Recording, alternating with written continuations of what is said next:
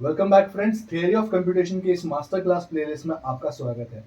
आज का क्वेश्चन आपके सामने है। This is going to be designing a DFA in which the input is valid if it ends in 110 over the input 0,1। इस type की question को हम कैसे सॉल्व कर सकते हैं? आपने पिछला वाला वीडियो देखा होगा जिसमें हमने divisibility of decimal number, binary number और टर्नरी नंबर के प्रॉब्लम्स किए थे।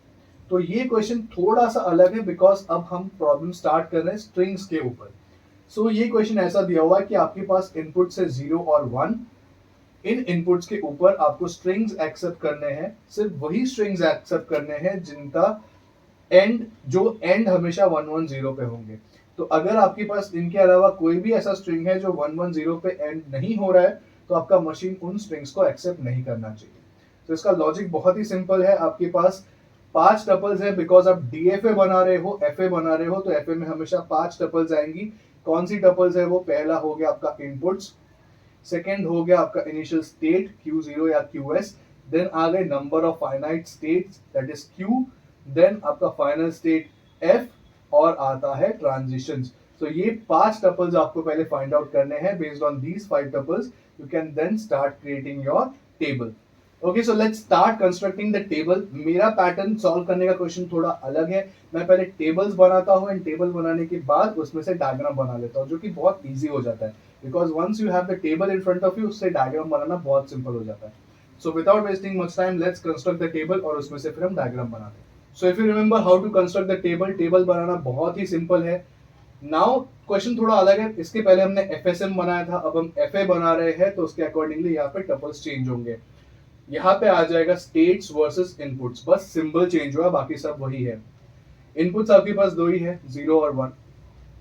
इफ यू रिमेंबर, हमेशा पहला स्टेट हम QS लेते हैं, start state. In this state आपके पास कोई भी इनपुट्स अवेलेबल नहीं है, so in this case QS will always be empty initially. ठीक है। Now according to the question, हमें वो सारे स्ट्रिंग्स एक्सेप्ट करने हैं जो 110 पे एंड हो रहा है, राइट? बट 110 तक पहुंचेंगे कैसे? हम एक टाइम पे एक ही इनपुट ले रहे हैं, तो हमें उसके अकॉर्डिंगली स्टेट्स बनाने पड़ेंगे। Q0 state would be the state where the input ends over 0। मैं यहाँ पे लिख रहा हूं। Similarly, Q1 state would be the state which ends over input 1। अभी 110 तक अगर मुझे पहुंचना है, मैं डायरेक्टली तो पहुंचूंगा नहीं, तो पहले मुझे वो स्ट्रिंग लेने पड़ेंगे जो 0 पे एंड होते हैं, देन 10 पे एंड देन 110 पे, right? We have to go in this particular fashion. पहले 0 पे देखेंगे, फिर 10 पे देखेंगे एंड फिर 110 पे देखेंगे। उसी के अकॉर्डिंग मुझे यहाँ पे स्टेट्स भी बनाने हैं। तो स्टेट्स कैसे बनेंगे? पहले strings ending with 0, then strings ending with 1, then according to the question में क्या बोला है? strings ending with 110।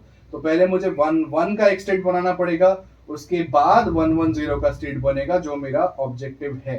मैं डायरेक्टली 110 तक नहीं पहुंच सकता, मुझे एक एक इनपुट एक टाइम पे लेके वहां तक पहुंचना पड़ेगा, राइट? तो ये बन गया आपकी स्टेट्स। अभी हमें इसको फिल करना बहुत सिंपल है। इनिशियली आपके पास कुछ इनपुट नहीं है, तो अगर मेरा इनपुट 0 है, तो कौन सा स्टेट है जिसपे एंडिंग विद 0 होता है? वो है Q0। सिमिलरली इनपुट 1 पे QS मशीन कहां पे जाना चाहिए? वो वहां पे जाएगा जहां पे इनपुट 1 एक्सेप्ट हो रहा है। वो कौन सा है? That is Q1। Similarly over here 0 की बाद एक और 0 आ गया, तो बन जाएगा 0 0। पर क्या मेरे पास कोई ऐसा स्टेट है जो 0 को एक्सेप्ट करे? नहीं है। इसको देखना बहुत सिंपल है। आप ऐसे रीड करो, 0 0। क्या आपके पास कोई 0 से एंडिंग वाला स्टेट है? नहीं है। आप एक स्टेप पीछे आ जाओगे और देखोगे कि 0 से एंडिंग वाला कोई स्टेट है क्या? है। कौन सा है वो? है Q0। यहाँ पे आप Q0 लिख दोगे।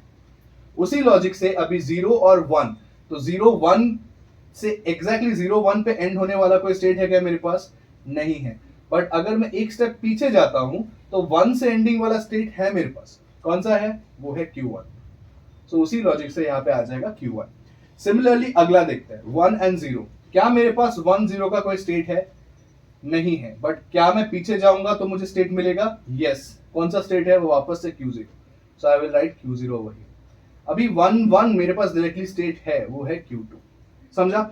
इसी लॉजिक को फॉलो करते हुए आगे देखते हैं। 1 1 0, यस, हमारे पास 1 1 0 डायरेक्टली एक स्टेट है, वो है Q3। आगे बढ़ते हैं, 1 1 1। अभी देखो 1 1 और 1, ट्रिपल 1 का मेरे पास कोई स्टेट है? नहीं है। सो अगर मैं एक स्टेप पीछे जाता हूं, अभी मैं चेक करूंगा 1 1 का। 1 1 का स्टेट है मेरे पास, यस। कौन सा स्टेट है वो है Q2। सो यहाँ पे लिख दो Q2, सिंपल। अभी देखते हैं अगला। 1 1 0 ऑलरेडी था, एक और 0 आ गया। चेक करो 1 1 0 0, क्या मेरे पास ऐसा कोई स्टेट है? नहीं है। एक स्टेप पीछे जाओ, चेक करो क्या मेरे पास 100 का कोई स्टेट है? नहीं है। एक और स्टेप पीछे जाओ, क्या मेरे पास 0 0 का स्टेट है? नहीं है। लास्ट एक और स्टेप पीछे जाओ, क्या मेरे पास 0 का स्टेट है? यस। कौन सा है वो स्टेट? वो है Q0। यहां पे लिख दो। सिमिलरली 1 1 0 1, 1 1 0 1 का स्टेट नहीं है। एक स्टेप पीछे जाएंगे बन जाएगा 1 0 1, स्टेट नहीं है। एक और स्टेप पीछे जाएंगे बन जाएगा 0 1, वो भी नहीं है। लास्ट में क्या बचता है? 1, दैट इज Q1। सो यहाँ पे बन गया आपका table. Isn't the logic simple? बहुत सिंपल लॉजिक है, फॉलो करो, आपका टेबल बन जाएगा। If you are having any doubts so far, do let me know in the comment section. इसी के साथ आगे बढ़ते हैं अपने अगले स्टेप में, जो कि है डायग्राम। ओके, सो डायग्राम मैंने ऑलरेडी बना दिया टाइम सेव करने के लिए। जस्ट हैव अ लुक कैसे बना डायग्राम। आपने ऑलरेडी टेबल इसके पहले वाले स्टेप में बनाया है, उसी टेबल को फॉलो करके आपको डायग्राम बनाना है। जैसे मैंने पहले ही कहा था, मेरा स्टाइल थोड़ा अलग है। हम लोग पहले टेबल बनाते हैं, देन डायग्राम बनाते हैं, राइट? सो वंस आपका टेबल बन जाए, उससे डायग्राम बनाना बहुत सिंपल है, जैसे आप देख सकते हो।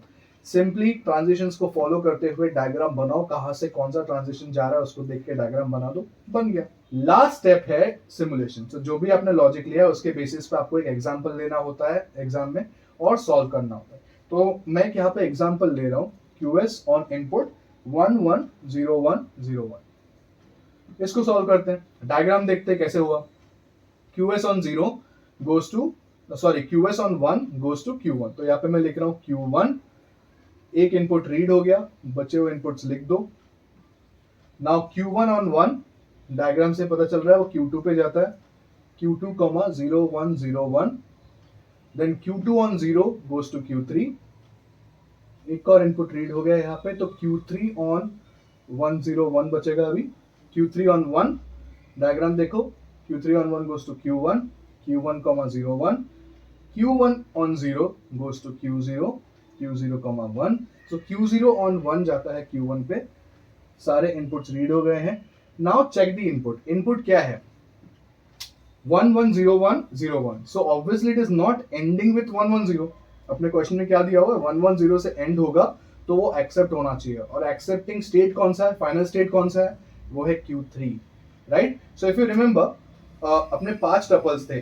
M is equal to nothing but, मैं वापस से लिख रहा हूँ, Q, Q0, F, sequence matter नहीं करता है, राइट?